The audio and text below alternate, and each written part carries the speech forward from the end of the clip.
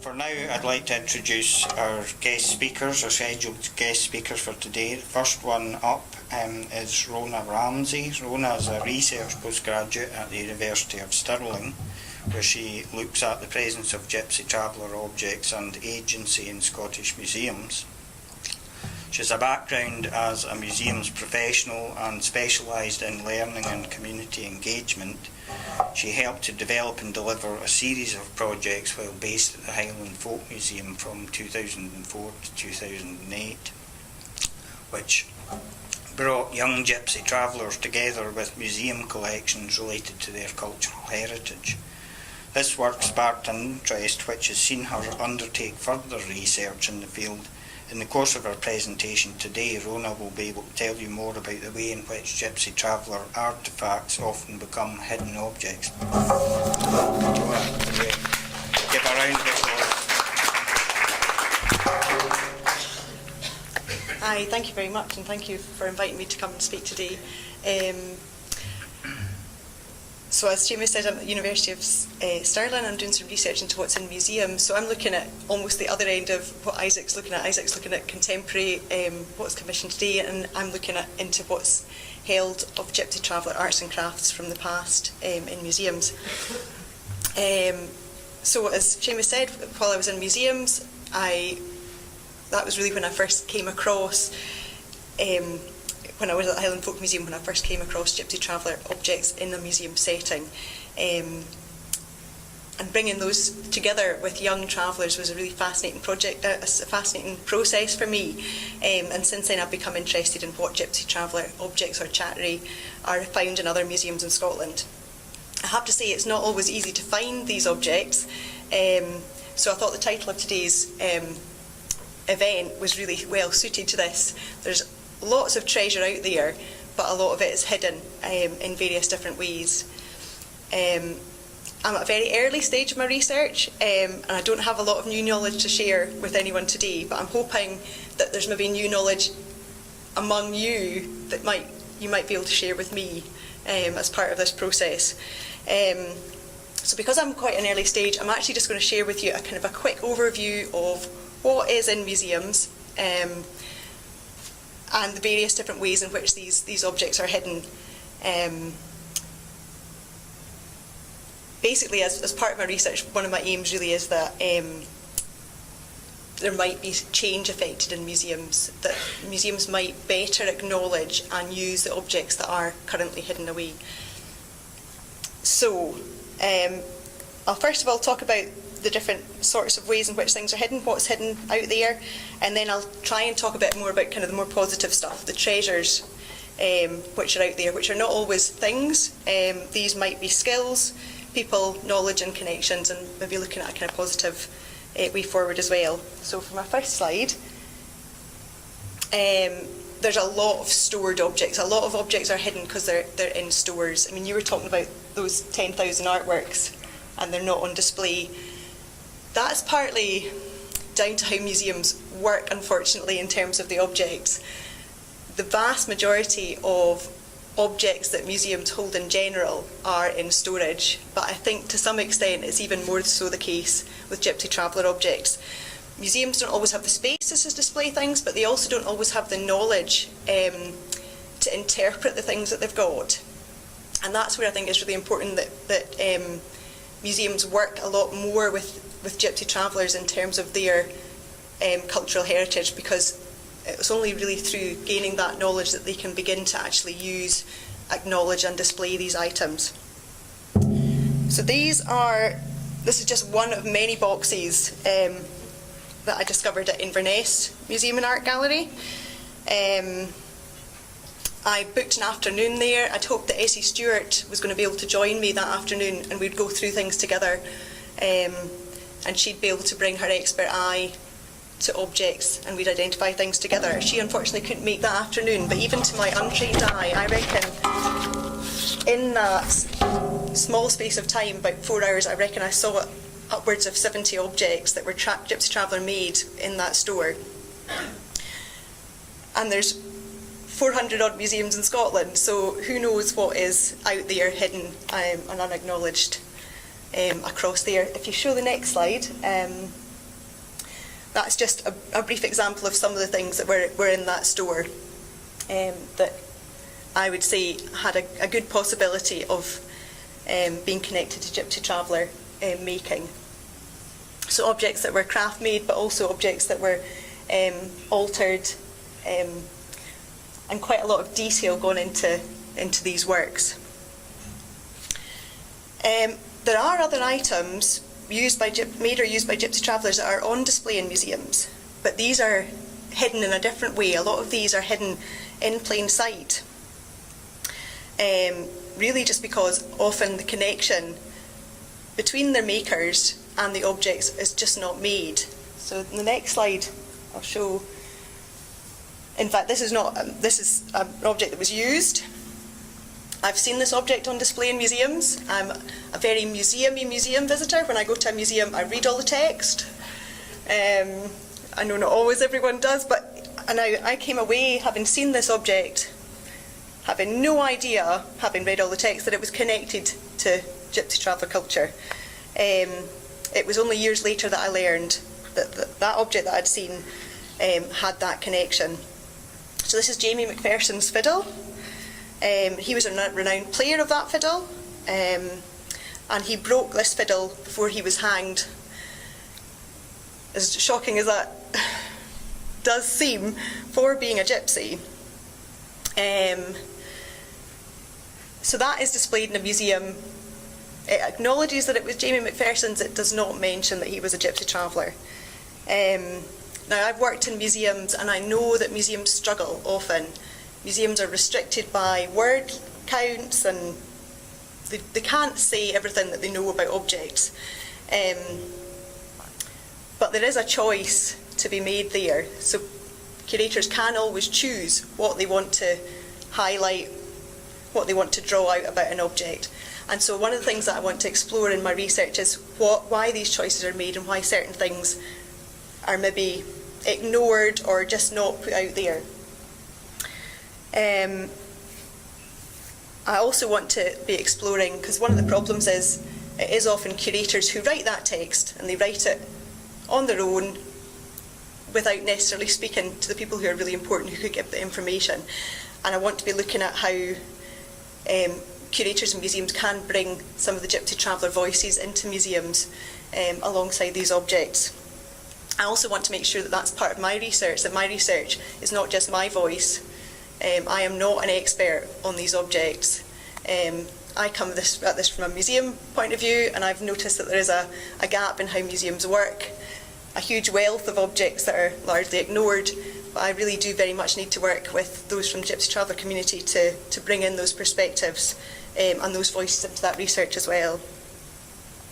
In the next slide, this is just an example of 3 sets of objects that are on display currently. 2 of them actually in museums. One of them is online, in a kind of online display.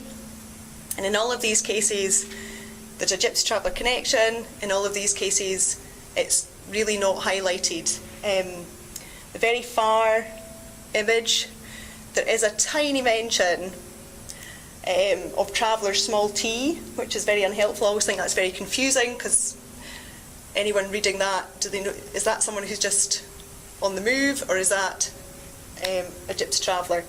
Is mentioned in a case that's quite well removed from the main display. And other ones, these are actually cases where the museums know that there's a connection, but that connection's not drawn out.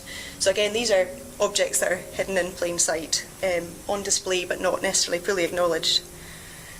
And for the next slide, I'm actually going to talk about the last lot of objects that are hidden.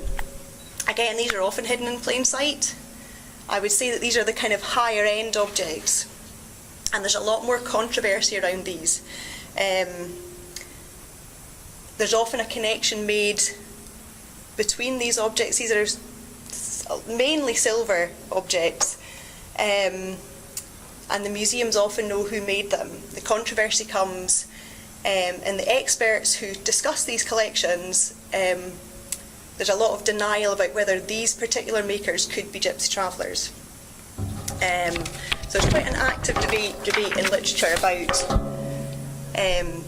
these figures. And currently most museums avoid that debate altogether. All they do is show these items, state who the maker is, and then there's no mention of perhaps what culture the makers belong to. I just think this is an area where it would be so positive for museums to be a bit more open and involved in that debate. Really, these are one of the few areas where museums have a note of the maker. There are occasions where other craft items made by travellers have a maker connected, but mostly that's lost.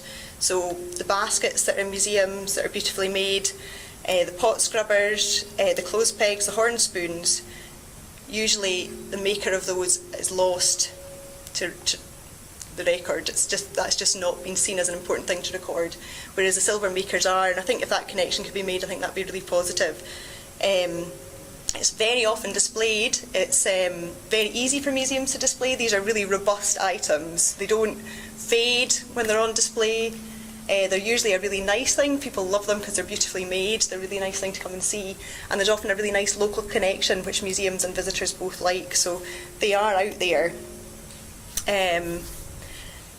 But there is, and I think a lot of the unwillingness to connect these to Gypsy Travellers is really just a misunderstanding.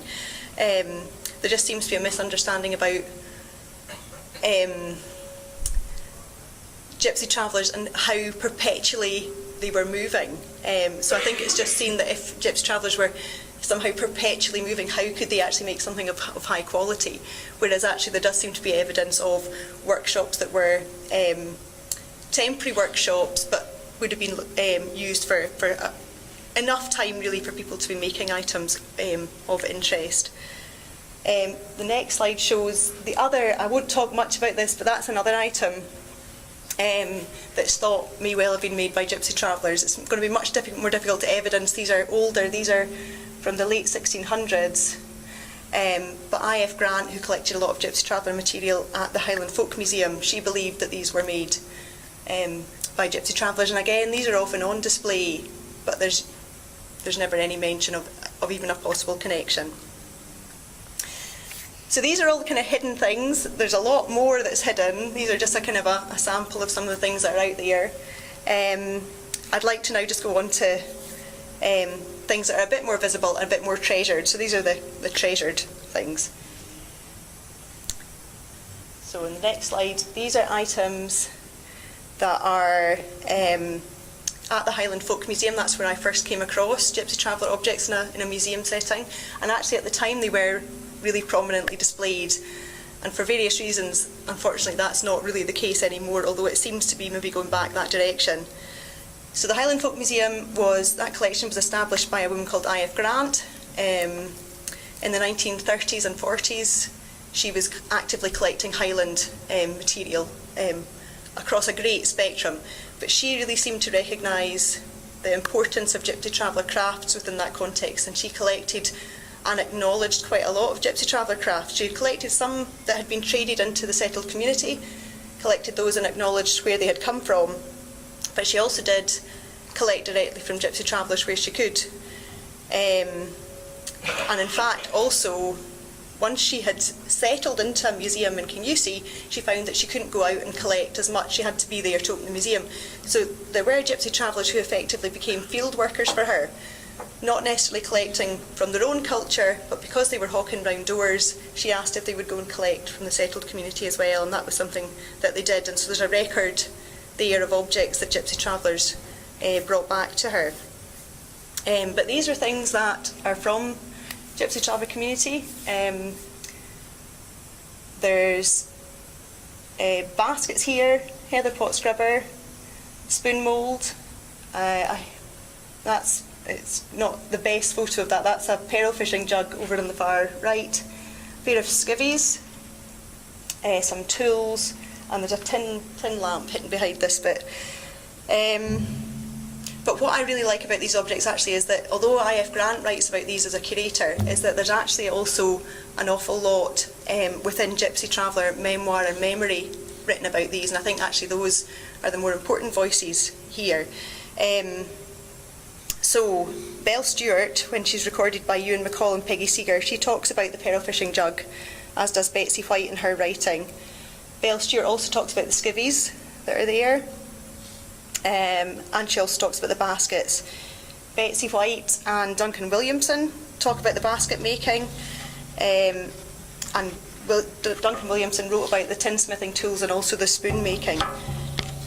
These objects were on display in Kinussie when the Highland Folk Museum was based there, but unfortunately the building there closed in 2006, and since 2012 they've been housed in a new open store facility at the museum site in Newton Moor. If you go to the next slide. So that's the new open store facility. And when I first visited the open store, it was a wee bit unfortunate. I was quite sad to see that most of the Gypsy Traveller objects had gone back into being hidden.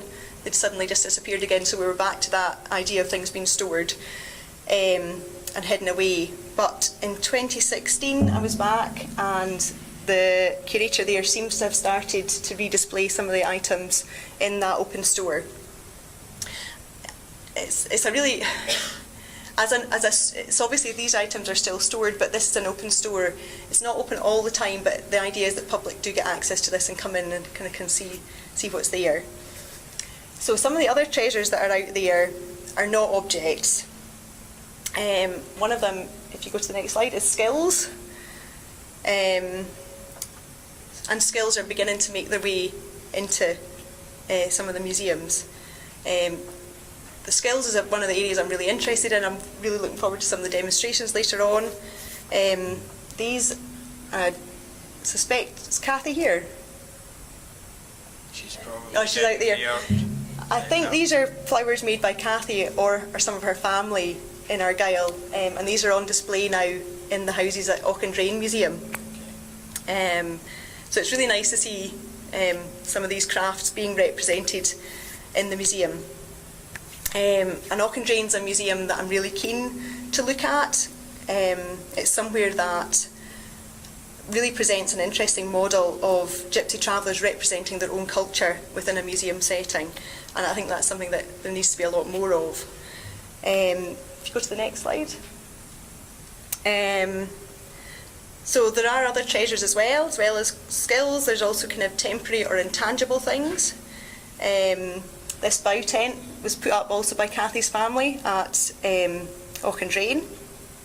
And there's a bow tent up at Newton Moor as well. These are two open air museums, so museums that are mostly buildings. So you visit a big site and there's lots of buildings, and I think these bow tents are a really nice way of representing and making visible Gypsy Traveller culture within that setting. It's showing these are the buildings that folk would have lived in, but this is also what Gypsy Travellers would have lived in at that sort of time as well. Over in North Uist, there's a museum there with very few Gypsy Traveller objects, but they have also sought kind of creative ways to represent Gypsy Traveller heritage as well. And so this is a book that they've published of Cathy Lang's memories. And memory that's also quite fitting there, just like the bow tent's quite fitting on the open air museums. Memory is much more important than objects in the museums in the Western Isles. And so they've sought to represent these memories as well.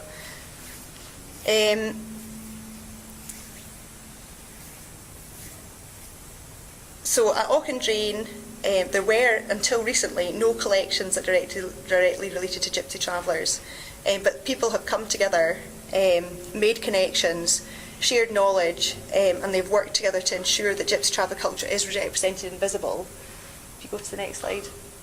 So I think the biggest treasure here is really people, is the kind of knowledge that people have, and the generosity to share that knowledge as well.